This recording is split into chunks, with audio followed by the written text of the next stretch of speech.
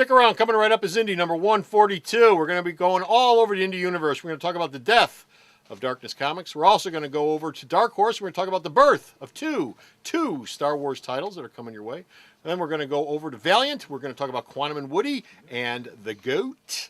And then we're going to go over to Archie and talk about the passing of one of the mainstays of the Archie creative team. All that and more coming right up. Here at Alternate Reality, we have a first day sale, and in that first day sale, I picked 7 books, and I mark them at 40% off on the day they first come out. That's right, New Comic Day. And those Magnificent 7 are made up of 4 comics and 3 trade paperbacks. Now, that's every week here at the store, so be sure to stop down and save 40% off 7 of the hottest new titles that are going to ship this week. Indie News with Bo and Comic Book Man. Cue it up. We put the can-do in going to the can to doo-doo.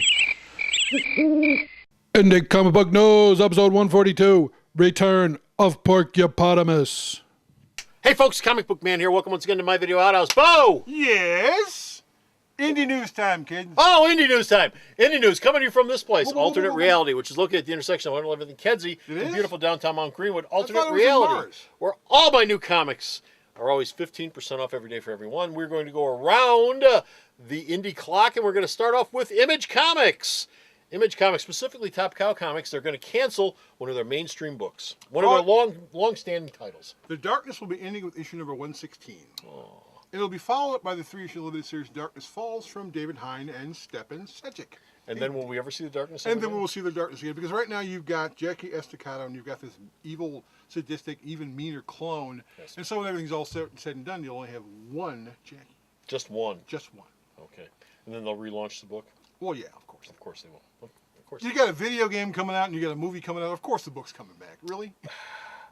Meanwhile, over at Dark Horse, they've announced not one, but two new Star Wars series. Oh, you know what this smells like to me? We're losing this sucker. We're losing this sucker at the end of the year. We got to grind as much out of this as we can. Load them all. Dark Horse is going to become all Star Wars all the time, right until that contract goes right off the edge of the cliff. Work this thing till it's over with. Right. What are the 2 new titles, Bo? Randy Stradley and Doug Wheatley are going to be launching Star Wars Dark Times, A Spark Remains, which follows up the latest Spark Dark thing. It takes place between episode 3 and episode 4 in Star Wars technology. Dark Horse is chronology, also... not technology. Whatever. It's technology with chronology. Technology is the hammer I hit you over the head with. Chronology is the amount of time it takes for me to hit you over the head with a hammer. It's an ology thing because they use computers and stuff. Yes. And Dark Horse, simply never letting a Star Wars idea go away, they went... Yes. You know George Lucas' original screenplay called The Star Wars? Yes, it was Luke's Star Killer, and it was a little darker. Oh, they're adapting it. I can tell they're adapting it. To a limited series. They're adapting it. Yes. You betcha they are. They're going to go, look, contract summing up. Let's run this up. Is this going to be one of those Star Wars Infinities things where it's a parallel Earth, what if type thing? I think it's just going to, I think at this point, Dark Horse doesn't give a crap. It's going to be a Star Wars miniseries. That's all it's going to be. You know what it's going to be? It's going to be a miniseries that's $2.99 to $3.99 each issue. That's what it's going to be. I'll pick up the trade. They're going to make Han Solo and Luke Skywalker lovers in their last I'm sure there are contractual things that they cannot do. Oh, really? I'm sure there are contractual things in the book. Besides, you already knew that Han Solo and Chewbacca were lovers. They were? Yes, they were. Really? Yeah. That I didn't know. That's why he kept going, I'm sure that's news to Harrison Ford. There's something to look forward to in the new Star Wars film. Meanwhile, over at Valiant, Quantum and Woody, and I think we've talked about this before. Yes, we now know who's working on Quantum and Woody. Coming back. They're coming back. They're coming back in the summertime. It'll be written by Gambit's James Asmus and drawn by Tom Fowler. This time around, remember, Quantum and Woody will be Quantum's adopted brother. Oh, that's nice. So they're related this time around. Adopt a brother. And the first arc will show their origin while they investigate the death of their father in the present. While in the original series they weren't related. They just happened to run into each other. And and Quantum more or less tolerated Woody's being an idiot. And by the way, for all you fans, yes, there is a goat in the series.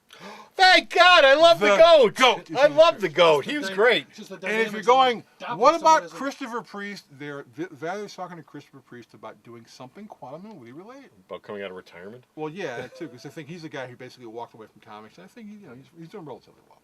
Okay, well, good for him. There's a line outside already forming. Yes, there is. Our last story, we're going to flip the switch. It involves the death of a longtime Archie creator.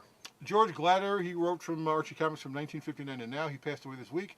He is the man who co-created Sabrina the Teenage Witch, and he wrote most, if not all, of Archie Comics for a long time, since 1959. So he's been working on these books since That's 53 years. Okay, that's a long time. He passed away this Well, week.